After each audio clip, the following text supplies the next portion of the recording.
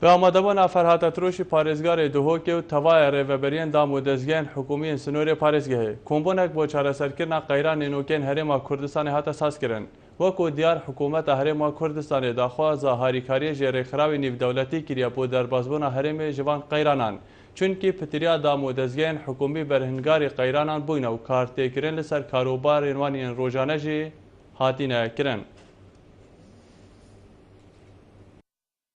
نه بس حکومت هرما کردستان بلکه همه حکومات دیوکی ترکیه و کی اردن و کی لبنان پنابریا افریقا و و جواکی نیو دولتی هاریم کنج بر هات ناز جماره کا زورا پنابر و اوارا حکومت هرما کردستان جیما پیوی داخواز بکده و شبرکو امنشن و کی پیویس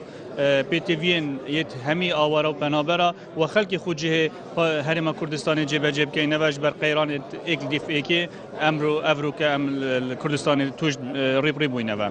افور شوپک زورا گرنگه کو ام همی پیک و دیگر جواکی نیو دولتی بیر کینه و حتی نه ما سر دریکا جوان گل قیرانه کریه ام چا بشین سازین یه خود جهن پارزگاه دو که حزب بخین و بشین پیک و دیگر سر سریا قیرانه گشکر نجیش بیر نکینه و حس کرنا وان سازیا جب